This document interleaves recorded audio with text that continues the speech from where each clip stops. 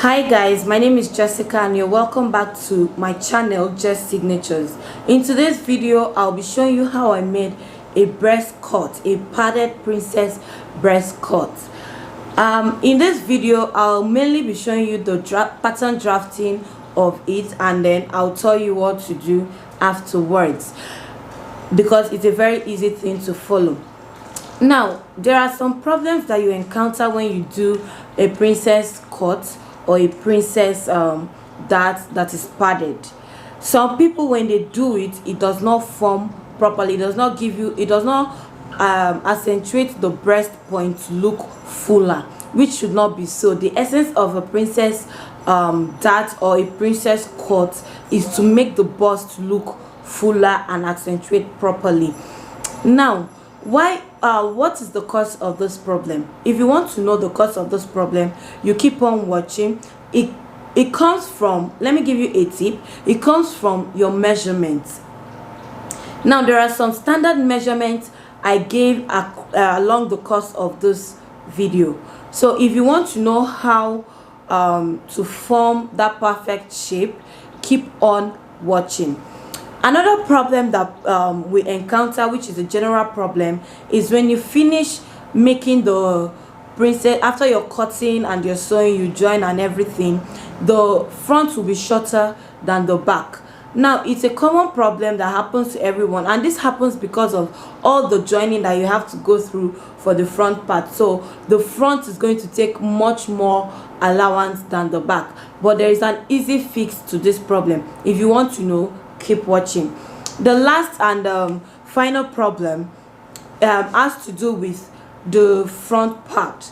Now when you join the front part, just the front part, when you join the front part, you notice that it gives you like an arc shape. It does not give you a straight shape. That arc that makes it look weird, I will correct it in this video. I will show you how to do that. So if you are interested in seeing how I did this or how I corrected it, also keep on watching. And to my real MVPs, my subscribers, I want to say a very big thank you to you all. Even with my inconsistency these days, you have been with me, you have been supporting me, I've been seeing your clicks, your comments, your suggestions. I want to say a very big thank you to those reaching out to me on my social media platforms.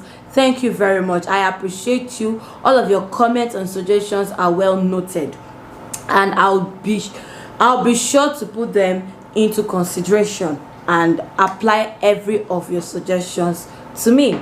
To all those who are new on this channel, if you're seeing me for the first time, like I said earlier, my name is Jessica and I'm your host on this channel.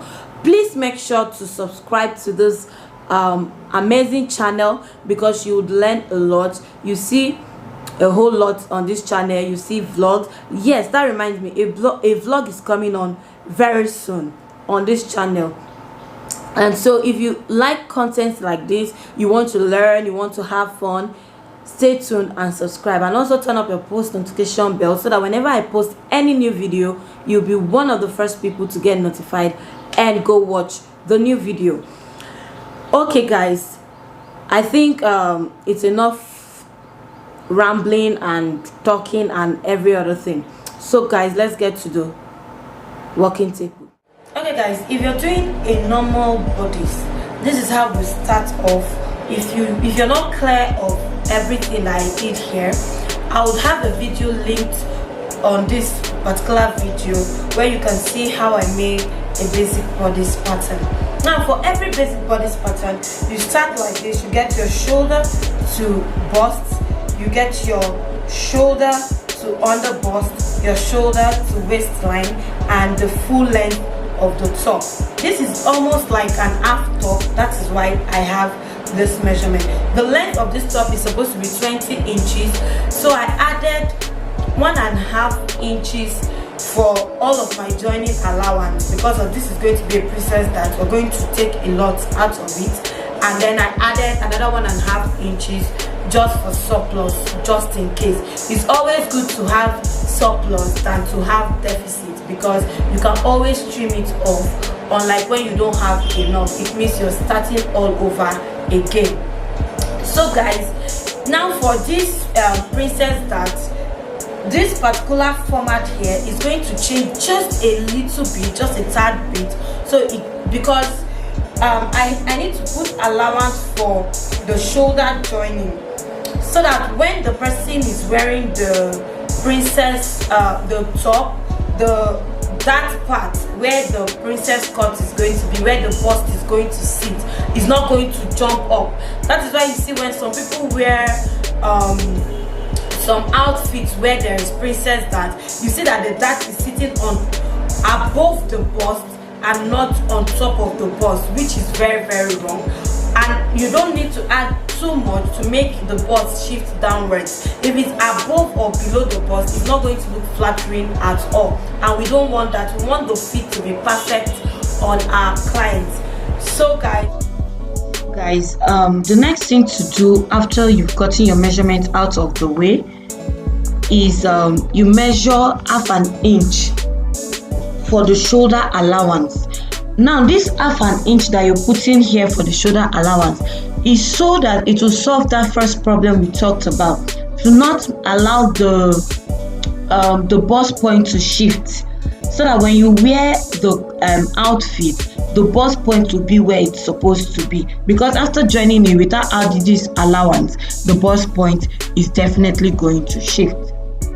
So after getting that one out of the way, the first problem is solved. Now I want to take my normal armhole measurement, the way you would do to any basic bodice pattern. Like I said, a link will be dropped in the description box. If you don't know how to draft a basic bodice pattern already, I have a link on my channel for that. So guys, after doing that, I'm taking my bust measurement, that is my bust circumference divided by 4, and that is what I marked there. The next thing to do is to join the bust point measurement to the half measurement of the armhole. I'm not going to go into details about this because I already have a detailed tutorial on the channel for it. So now this is for the back armhole. To measure the front armhole, that is what I'm doing here.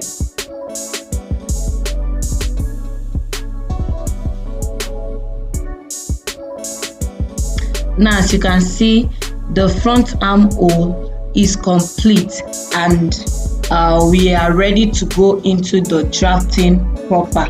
This is just so I would not start high and dry from the very start of the pattern drafting, so you still see that is the same method we use in drafting a basic bodice first.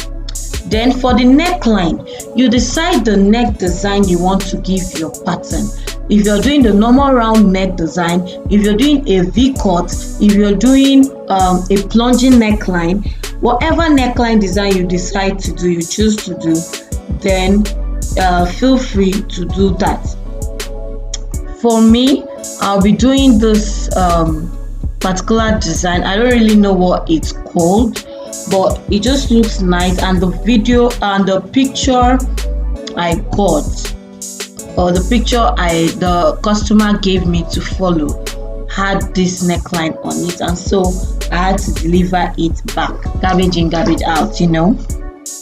So you just adjust it till you're satisfied with what you have, and then you're good to go. The next thing now is to measure your bust pan measurement. You know, the normal bust pan, you measure, if your bust pan is 4 inches plus your allowance, you measure 4 inches, 4 inches, 4 inches downwards. But here, to get a proper curve, you measure, if your bust pan is 4 inches, you measure 4 inches on the bust point, and then on the under bust you deduct 0.5 inches, and you do that straight down. So from the under bust down to the length of your dress or project you're working with will be a straight line. Then it will curve a bit towards the bust line because the measurement on the bust line is higher. So guys, after doing all of that, you measure your armhole curve round down to where the bust point measurement is, because we want to get our princess cut now. After measuring it, you divide it by 2. Now mine was 12 inches and I divided it by 2, which is 6 inches. From that 6 inches, I'll be connecting it down to this line on the bust line, where the bust point is. You'll be connecting it with a smooth curve. You can decide to use your free hand, you can decide to use your pattern, your curve ruler rather. Sorry for the pattern I was saying. So you just make sure to make your line smooth and curve and make it the way you want it to be. I ended up saying that the curve was too much. Then this measurement you can see on your screen is the measurement you'll be taking for the under bust, like the under bust line. Now for this person's measurement, I'm taking 2.5 because the person's measurement is above 43 inches. The person's bust measurement is above 43 inches, and that is why I took 2.5 inches. If it is lower, the measurements I put on the screen, follow that guide and then you get it. Now this solves the problem of the bust protruding out, accentuating the bust to make it look fuller. This solves that particular problem. I will keep solving the problems as we go.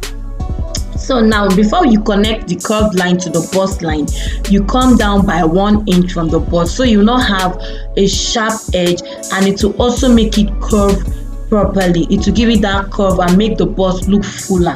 Remember, that's one of the problems some people have. You might not have that, but who knows who might need this. So you can see it's already forming the shape of a bust. Like, it's already looking good, it's already looking protruded. You already know that this person has a bigger bust measurement. Now the next thing to do, you measure 2 inches on the left and right side of that curved line. That is where that 6 inches that your curve started from. You measure 6 inches to the right and 1 inch to the right, and measure 1 inch to the left. You can decide to do 1.5 inch, that is 3/4, depends on how full the person's bust is. For a medium size, I think 3/4 is okay, but for a large bust like this, 1 inch is very good. Then before you connect the lines, you come up from the bust line by 1 inch. Remember, before for the down part we came down by 1 inch. Now we're going up by 1 inch, just so you have a smooth curve. You will not be having any sharp edges around the bust point. That sharp edge will make the bust area look weird, and so this solves the problem of how the bust would look fuller.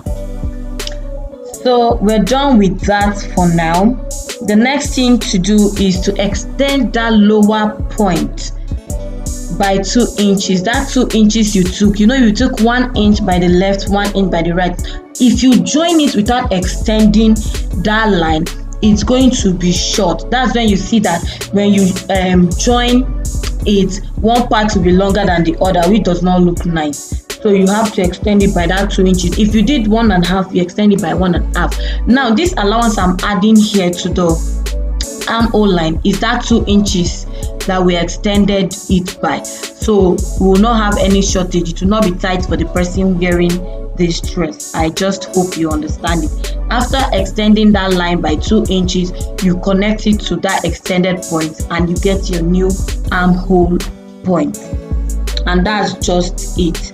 The next thing to do is to take your vertical measurement.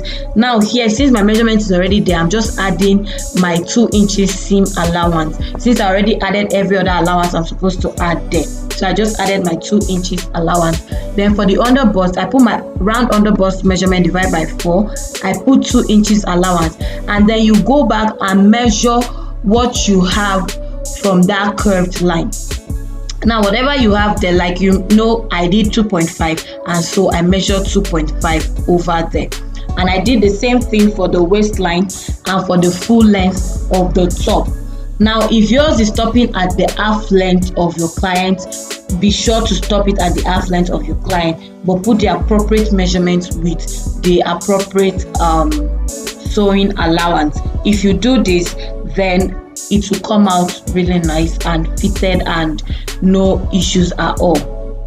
Then you cut out your pattern and we are done with the front part. Now you can see how the front part is looking already. From this that we have done, from the measurements we've taken already, you see how it's looking. You see how this side part is already looking like a bust. It's not looking straight or wobbly.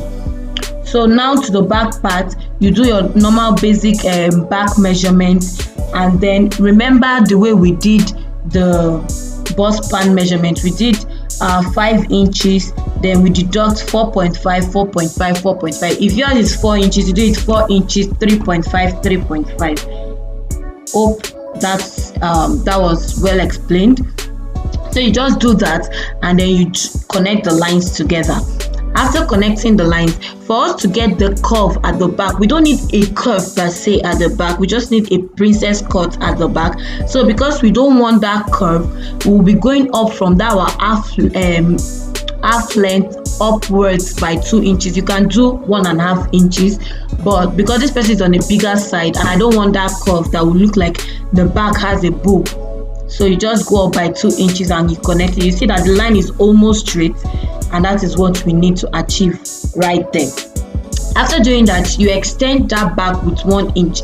Now you don't need to extend by 2 inches, 4 inches, 10 inches, because there is no boob at the back, and all you just need is to cover up for this cut that we're going to have. After doing that, you connect it to your armhole measurement, and then you insert your vertical measurements the way you would normally do any basic bodice. The back is very simple and straightforward. If you want to know how to properly draft a back bodice, go through the other video where I did my detailed basic bodice pattern, or you do the basic bodice that you already know and you're used to.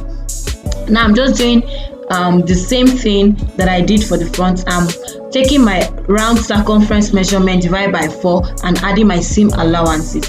For the back, you don't need to put any extra allowance apart from your 2 inches allowance or 3 inches, whatever allowance you're working with, because it's just a straight cut and you just join with 1/2 inch, so your bodice will be able to accommodate it. Then you cut out the pattern, open up the zipper allowance, and then you can see the front and the back bodies, how good they're looking and they're properly done. Now for the back, remember I told you that the front is usually shorter than the back when you're done sewing. So because of that, you reduce the back measurement with 1 inch. That 1 inch would make it equal with the back when you are done sewing. Remember, that's one of the problems I highlighted in my introduction video. Now you can see I'm cutting it out just straight 1 inch, and you're done with the back pattern. Now for the front pattern, for that weird arc you usually see, you go up by 1 inch or 1.5 inches depending on the body of the client you're working on, but 1 inch is fine, I guess. Then you connect it down, just only this side piece. You don't need to touch the middle piece, just the side piece. You join it diagonally, not a straight line. From that 1 inch, you join it to connect with the end of the side piece. Just watch the way I'm cutting it out, and then with this you eliminate that weird curve, and we're done with all of the pattern drafting and eliminated all of the problems we can encounter. Now the next thing to do is you cut your fabric, your lace. Because I'm using a lace, that's why I'm cutting the lace. If you're not using a lace, then you go ahead with the other one. Cut interfacing, whichever you wish to do, and then you just join both the you cut out all the fabrics that you need, your lining, you cut them all the same way, and then you join. If you're putting a breast pad, you put your breast pad. If you're using an interfacing, you use an interfacing. Because this person has a big boob, she does not want a breast pad, that's why I'm using an interfacing. And then you just connect them together and you are done. Thank you guys for watching.